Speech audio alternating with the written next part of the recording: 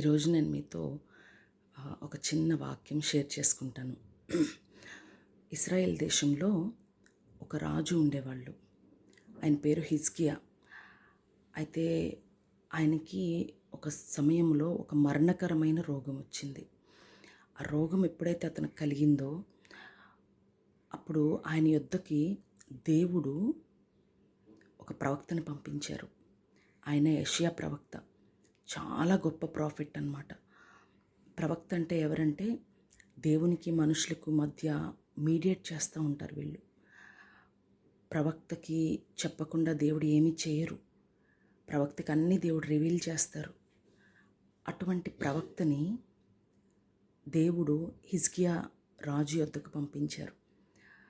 పంపించినప్పుడు ప్రవక్త చెప్తున్నారు,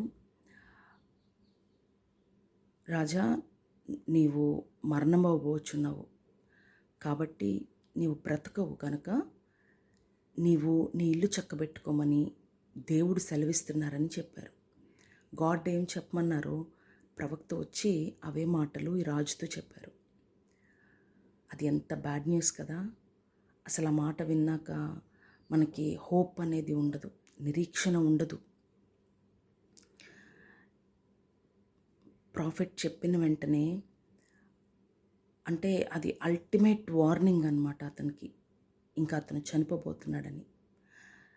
ఇంకా ఆ మాట వినగానే అతడు కృంగిపోయి పడిపోయి ఇక నేనేం చేయగలను అని అనుకోలేదు. కానీ అక్కడ ఒక మాట రాయబడి ఉంటుంది, అతడు తన ముఖమును గోడ తట్టు తిప్పుకొని దుఃఖించి ప్రార్థించడం మొదలుపెట్టాడు.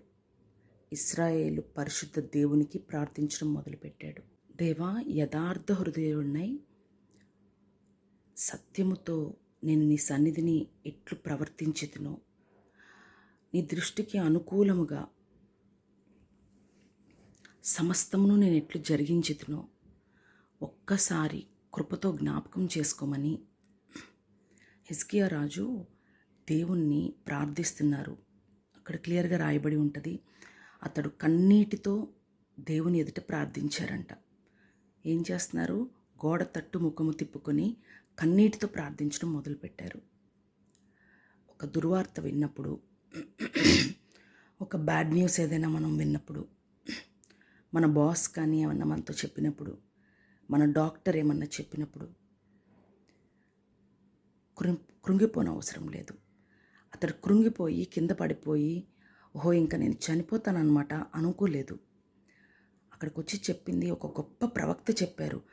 ప్రవక్త చెప్పారు కాబట్టి ఇది జరిగిపోతుంది అని కూడా అనుకోలేదు. వెంటనే అతని ముఖము గోడ తట్టు తిప్పుకొని దేవునికి ప్రార్థించడం మొదలుపెట్టాడు.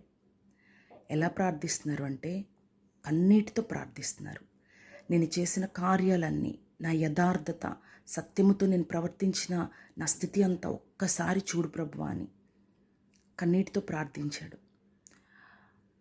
అయితే ఇమీడియట్గా ఏం జరిగిందంటే, ఇమీడియట్గా ప్రవక్తకి దేవుడు తిరిగి మాట్లాడడం మొదలుపెట్టారు. ఆ ప్రవక్త బహుశా రాజును వదిలి కొంత దూరమే వెళ్ళినట్టున్నారు. కోటలోంచి బహుశా బయటికి కూడా వెళ్ళి ఉండరు. నడిమిషాలకు వచ్చేసరికి ప్రవక్తకు దేవుని వాక్కు మళ్ళీ ప్రత్యక్షమైంది.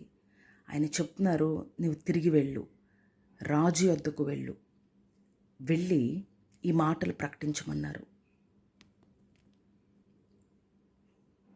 ఇక్కడ ప్రవక్త వెనక్కి వచ్చి రాజుతో చెప్తున్నారు, దేవుడైన యెహోవా సెలవిచ్చినదేమనగా, నీవు కన్నీళ్లు విడుచుట చూచి తిని నీ ప్రార్థన నేను అంగీకరించి ఉన్నాను, నేను నిన్ను బాగు చేసేదను అని చెప్పి ఇంకను 15 సంవత్సరముల ఆయుష్యము నేను నీకు ఇస్తానని చెప్పారు గాడ్.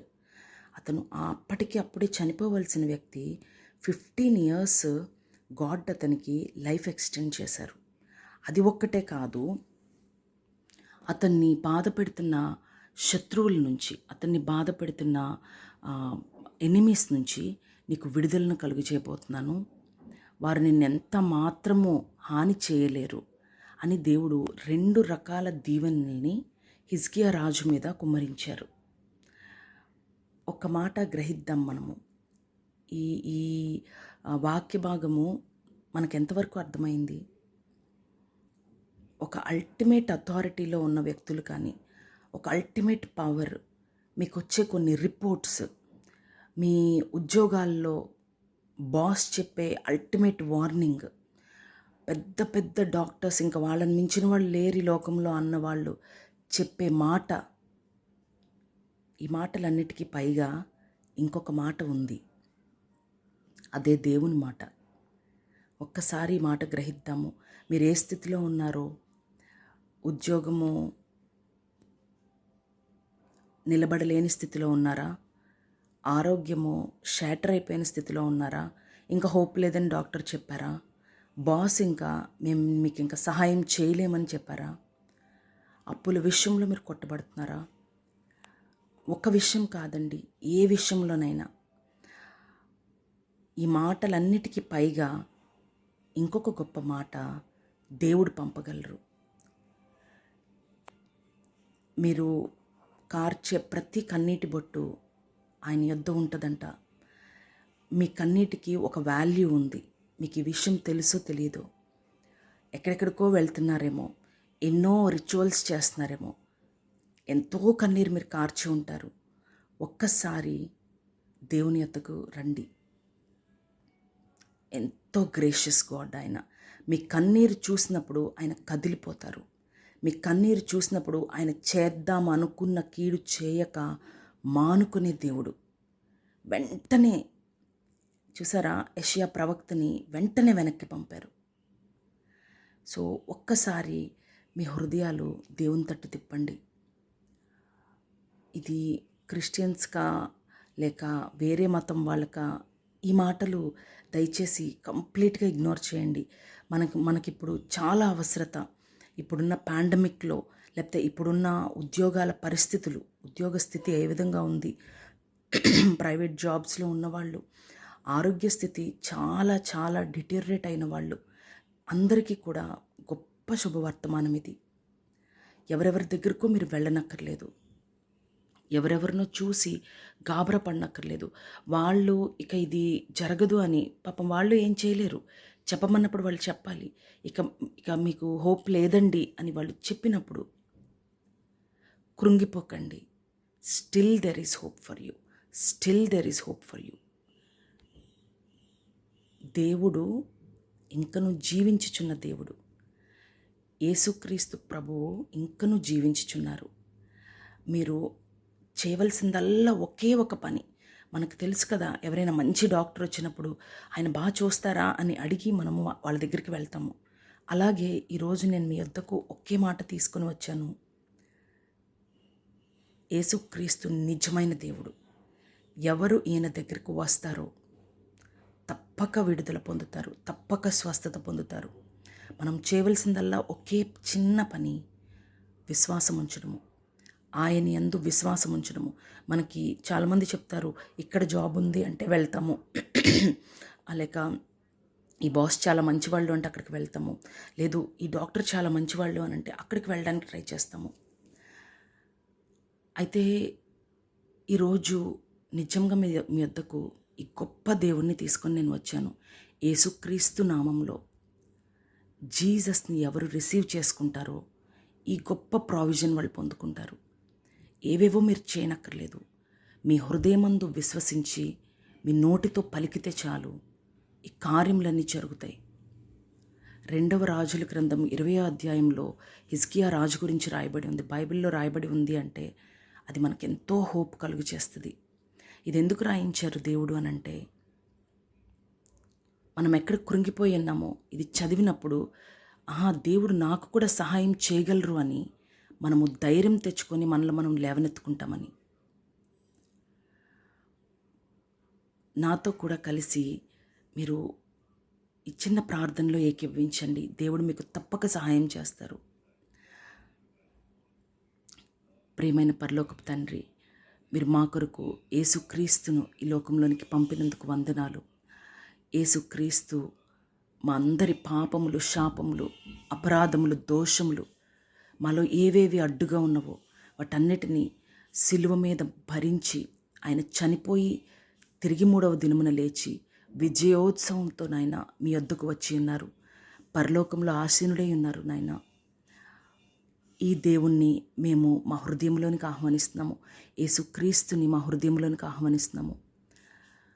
మా జీవితాల్లో ఏవి ఇంపాసిబుల్ థింగ్స్గా ఉన్నాయో, డాక్టర్స్ ఎక్కడ ఫెయిల్యూర్గా మా కేసు చెప్పేశారో, ఉద్యోగంకి నిలవదని బాస్ ఎక్కడ చెప్పారు, మా స్థితిగతులు చక్కబడవని ఎవరు చెప్తున్నారు, తండ్రి మేము మీ వద్దకు వచ్చుచున్నాము. మీ దగ్గర నిరీక్షణ ఉంది.